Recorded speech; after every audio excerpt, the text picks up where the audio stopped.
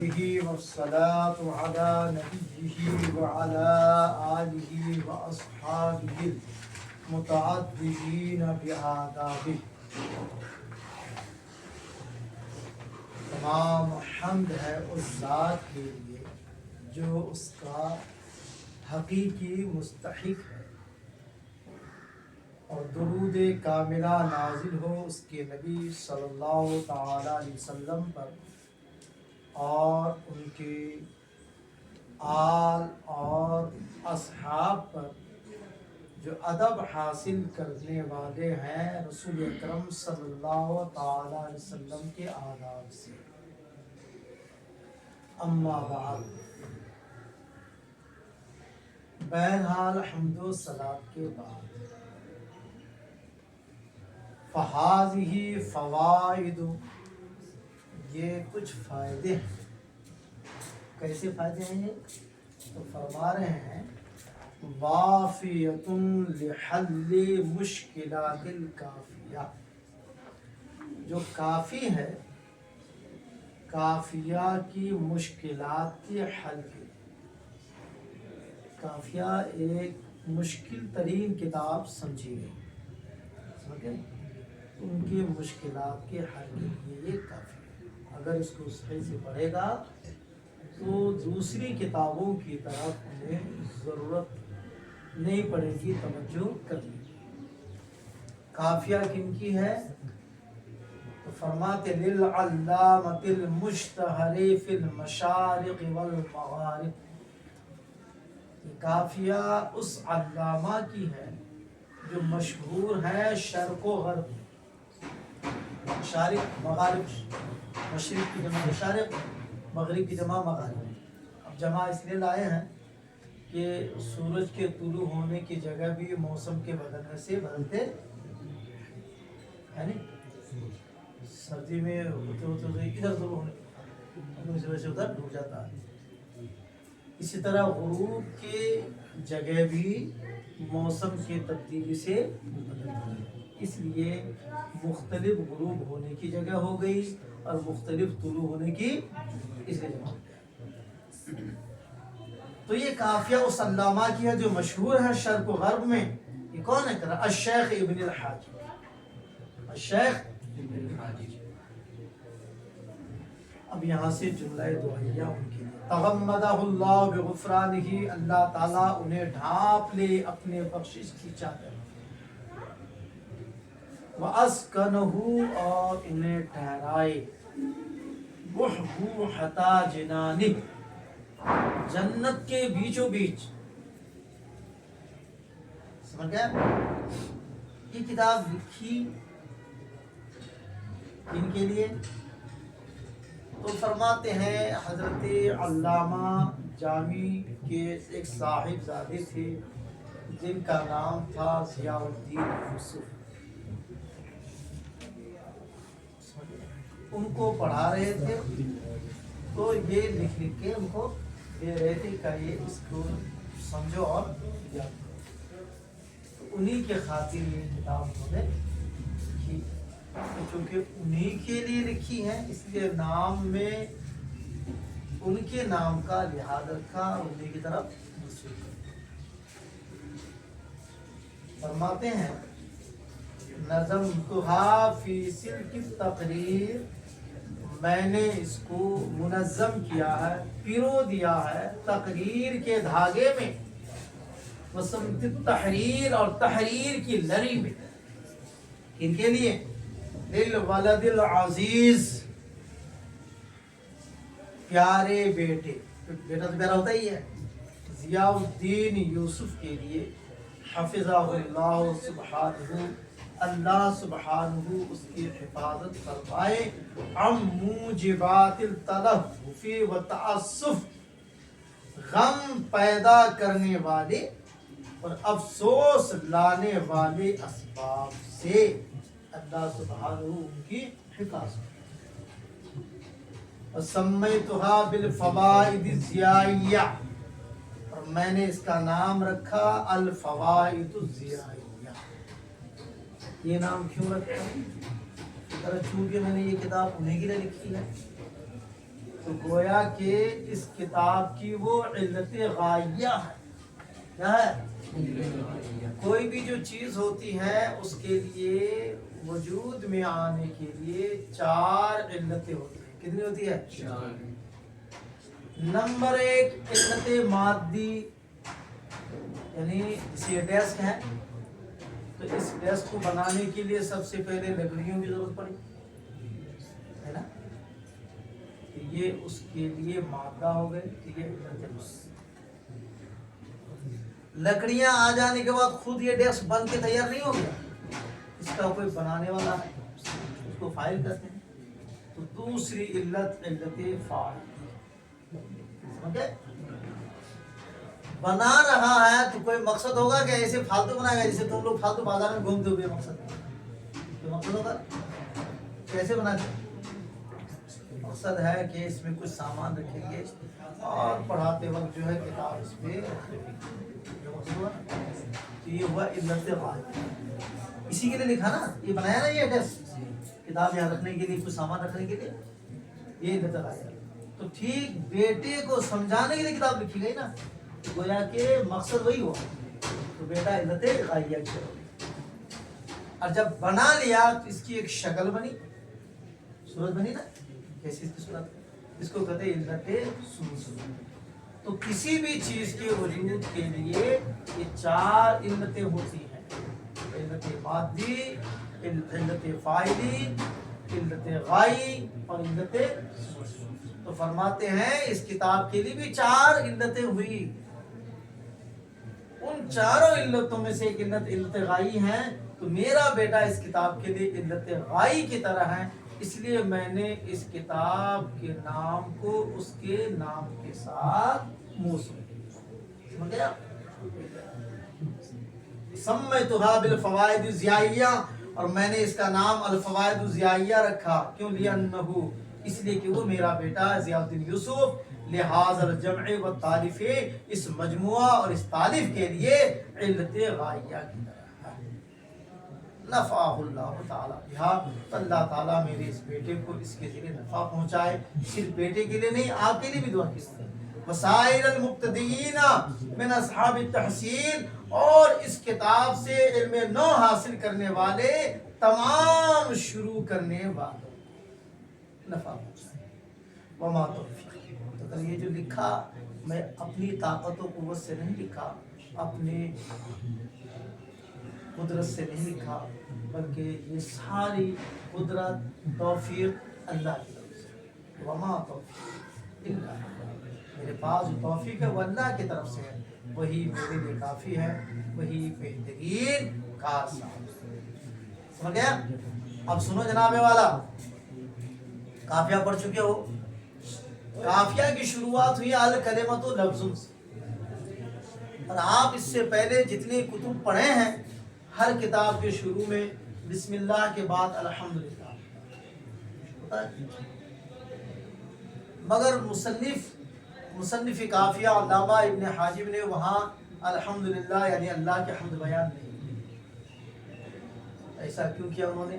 تمام مصنفین کی راہ سے ہٹ کر ایک الگ راہ انہوں نے کیوں نکالی؟ حمد الہی کو اپنی کتاب کا حصہ کیوں نہیں بنایا، جز کیوں نہیں بنایا؟ یہ ایک سوال پیدا ہو. سمجھ گئے؟ تو سنیے سوال. علم ان الشیخ رحمہ اللہ تعالی لم يصدر رسالته هذه بحمد الله سبحانه بأن جعله جزءا منها. جان لو کہ حضرت شیخ ابن حاجب رحمہ اللہ نے اپنے اس رسالے کو شروع نہیں کیا ہے اللہ کے حمد کے ذریعے اس طرح سے کہ اس کا جز بنائے. یعنی حمد لکھا، ایسا کیوں کیا انہوں نے؟ سارے لوگ حمد لکھتے ہیں، انہوں نے کیوں نہیں لکھا؟ تو شارع جواب دے رہا حسمن لنفسی، عاجزی کی وجہ سے، خاک ساری کی وجہ سے. خاک ساری کیا ہے؟ تو کہہ رہے خاک ساری یہ ہے، انہوں نے یہ سوچا کہ دیگر مصنفین جو اپنے کتابوں کے شروع میں حمد بیان کرتے ہیں وہ بڑے عالی شان مصنفین ہیں، ان کی کتاب بھی عالی مرتبت ہے. حضرت مصنف نے سوچا میری کتاب تو ان بزرگوں کی طرح ہے نہیں، اس لائق نہیں، ان بزرگوں کی کتابوں کی طرح اس کی شان نہیں ہے کہ ان کی شان عالی تھی. تو انہوں نے حمد کو کتاب کا جز بنایا.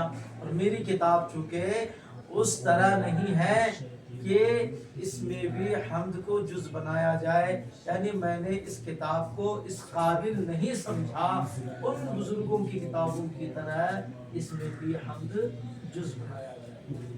یہ خاکساری کیا ہے؟ کربی تخیر، یہ خیال کرتے ہوئے کہ انا کتابہ ھذا من حیث انہ کتاب بہ کتابہ لیسا ککتب السلف. یہ خیال کرتے ہوئے کہ ان کی یہ کتاب اس حیثیت سے ہے کہ ان کی کتاب بزرگوں کی کتاب کی طرح نہیں ہے، حتی یصدر بہ علی سننھا، کہ ان کے طریقے پر اس کو بھی شروع کیا جا سکے. ان کتابوں کی طرح یہ عالی مرتبت نہیں ہے، اس لیے اس لائق نہیں ہے کہ اس کو بھی اس کی طرح شروع کیا جائے اور حمد کو کتاب کا جز بنایا جائے. اب سوال پیدا ہوا، دو سوال پیدا ہوتے ہیں یہاں. ایک سوال تو یہ ہے کہ حمد کرنے میں عاجزی ہے کہ نہ کرنے میں. ایک بندہ ہے جو کسی کی تعریف نہیں کرتا، کیا مطلب اس کا؟ وہ اپنے آپ کو سب سے کمتر سمجھتا ہے. ارے جلدی کوئی کسی کی تعریف اسی لیے نہیں کرتا کہ وہ اپنے آپ کو سب سے ترمخواں سمجھتا ہے، یہ نا. تو کسی کی تعریف نہ کرنا یہ عاجزی کی دلیل نہیں ہے، یہ تو تکبر کی دلیل ہے. عاجزی کیسے ہوگی ہے؟ سمجھ گیا؟ دوسرا سوال یہ ہے کہ اس عاجزی کی وجہ سے آپ نقصان کریں گے کیا؟ اپنا نقصان اٹھائیں گے؟ جبکہ حدیث پاک میں آیا کہ اللہ کے حمد سے جو کام شروع نہیں کیا جاتا وہ تو ادھورا رہتا ہے. تو عاجزی کی وجہ سے آپ ایسا طریقہ اپنائیں گے کہ آپ کا کام ہی مکمل نہ ہو، یہ تو بہتر طریقہ نہیں ہے بھائی. یہ دو سوال، ہم نہ کرنے میں عاجزی نہیں کرنے میں ہے. دوسری بات یہ ہے کہ ہم نہیں کریں گے تو آپ کا کام تو ادھورا رہے گا. حدیث کہہ رہی ہے تو حدیث پر عمل کریں گے کہ اپنے خیال کی پیروی کرتے ہوئے کہیں گے نہیں میری کتاب ان کتابوں کی طرح نہیں ہے اس لیے میں ہم یہاں لکھ نہیں سکتا. دونوں سوال کا ایک جواب. ارے بھائی انہوں نے حمد لکھا نہیں ہے، اس سے آپ نے یہ کیسے سمجھ لیا کہ انہوں نے اللہ کی حمد ہی نہیں کی ہے؟ لکھا نہیں ہے نا خالی. تو حمد بیان کرنے کے لیے ضروری کہ لکھے بھی، منہ سے نہیں ہو سکتا ہے کیا؟ منہ سے بھی تو حمد بیان کر سکتا ہے. تو انہوں نے کتاب میں لکھا نہیں ہے، اس سے یہ لازم نہیں آتا ہے کہ انہوں نے حمد ہی بیان نہیں کی ہے. زبان سے حمد بیان کی ہوں گے، لہذا نہ لکھنے کی وجہ سے آپ یہ نہیں کہہ سکتے ہیں کہ انہوں نے حمد ہی بیان نہیں کیا لہذا ان کا کام ادھورا رہے گا. یہ آپ نہیں کہہ سکتے. ہو سکتا ہے کہ انہوں نے زبان سے لایا ہو، کتاب کا جز نہ بنایا. سمجھ گئے؟ تو نہ لکھنا یہ حمد نہ بیان کرنے کی دلیل نہیں ہے. حمد نہ لکھنا حمد بیان نہ کرنے کو مستلزم نہیں ہے. لکھا نہیں ہے، زبان سے کیوں؟ زبان سے اتنے بڑے بزرگ اور اللہ کے حمد نہ بیان کرے، ایسا ہو سکتا ہے کیا؟ ہاں، لکھے نہیں ہیں، زبان سے بیان کیوں؟ تو نہ لکھنا اور ہے، نہ بیان کرنا اور ہے. نہ لکھنا نہ بیان کرنے کو مستلزم نہیں ہے، اس لیے یہ نہیں کہہ سکتے کہ نہیں لکھا ہے تو کام ادھورا رہ جائے گا. ایسا لہذا نہیں لکھا ہے اس سے یہ لازم نہیں آتا کہ انہوں نے حمد ہی نہیں کیا. ولا یلزم من ذلک، تو اس سے لازم نہیں آتا عدم الابتداء بھی، حمد سے شروع نہ کرنا یہ لازم نہیں آتا ہے نہ لکھنے سے مطلقاً. حتی یکونا بترکہ، کہ اس کے لکھنا ترک کر دینے سے یہ ادھورا رہے گا. لجواز اتیانہ بالحمد، حمد کا بجا لانا ممکن ہونے کی وجہ سے بغیر اس کے کہ اس کو کتاب کا جز بنائے، یعنی کتاب کا جز بنائے بغیر بھی حمد بیان کیا جا سکتا ہے، زبان سے بیان کر دیا جائے. وبدأ بتعریف الکلمۃ والکلام، کتاب کی شروعات کس سے کی؟ کلمہ اور کلام کی تعریف سے. ایسا کیوں کیا؟ کلمہ اور کلام کی تعریف سے کیوں شروع کیا؟ کسی اور سے شروع کر لیتے، فاعل سے شروع کر لیتے، مفعول سے شروع کر لیتے، کلمہ اور کلام سے کیوں شروع؟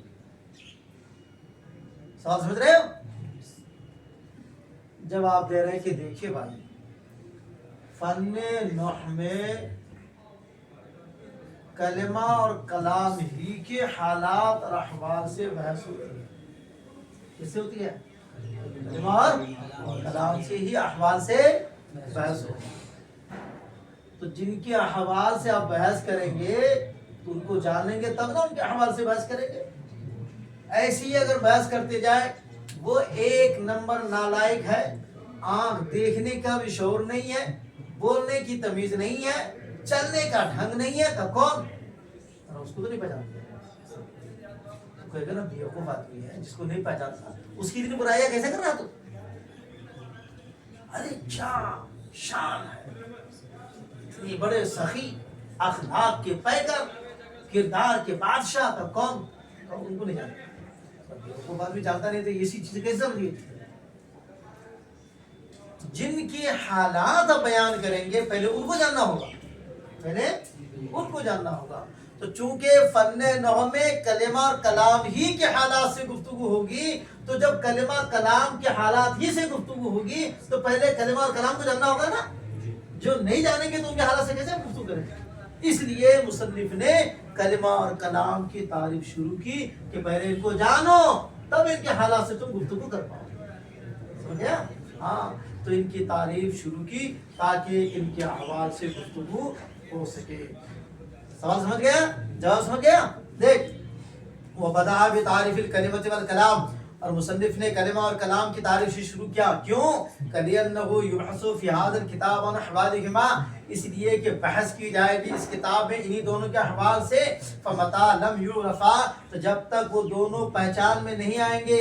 كَيْفَ يُبْحَثُ عَنْ أَحْوَالِهِمَا، تو ان کے احوال سے کیسے بحث کی جائے گی؟ کیا؟ تو ان کے احوال سے بحث کرنا یہ موقوف ہے ان دونوں کی معرفت پر، اس لیے ان دونوں کی تعریف پہلے جائے. ٹھیک ہے، یہ بات سمجھ میں ہے. لیکن کلمہ کو پہلے کہا گیا، کلام کو بعد میں، پہلے کلام. کلمہ کو ایسا کیوں کیا؟ کلام ہی کو پہلے لاتے ہیں، کلمہ کی تعریف بعد میں کرتے ہیں. کلمہ کی تعریف پہلے، کلام کی تعریف ایسا کیوں؟ تو دیکھو بھائی، کلمہ جو ہے یہ جز کے منزل میں، کلمہ کیا ہے؟ اور کلام کل کے منزل میں. جز پہلے ہوتا ہے کل، جیسے یہ بلڈنگ ہے یہ کل ہے نا. اینٹ پتھر یہ اس کے اجزاء ہیں، سیمنٹ سریا اس کے اجزاء ہیں. تو پہلے بلڈنگ بنی، بعد میں سیمنٹ سریا لائے گئے. پہلے سیمنٹ سریا اینٹ پتھر جمع کیے گئے، پھر انہی کو لے کے کام کیا گیا تو یہ بلڈنگ تیار ہوئی. تو پہلے اجزاء، کل بعد میں، جز پہلے کل بعد میں، یہی ہوتا ہے نا. تو کلمہ ہے جز، کلام ہے کل. کلمہ کے افراد ہے اجزاء، کلام کے افراد ہے کل. اور جز پہلے ہوتا ہے کل بعد میں آتا ہے. تو چونکہ کلمہ جز کے منزل میں ہے اور کلام کل کے منزل میں ہے، اس لیے مصنف نے کلمہ کو پہلے لایا. چونکہ جز کے منزل میں جز پہلے ہوتا ہے اور کلام کل کے منزل میں کل بعد میں ہوتا ہے، اس کو وقدم الکلمۃ علی الکلام، تو مصنف نے کلمہ کو کلام پر مقدم کیا. کیوں؟ لکون افرادھا جزءا من افراد الکلام، کلمہ کے افراد کا کلام کے افراد کے جز ہونے کی وجہ سے، کلمہ کے مفہوم کا کلام کے مفہوم کا جز ہونے کی وجہ سے. بس سبق یاد کرنا ہے اور سنانا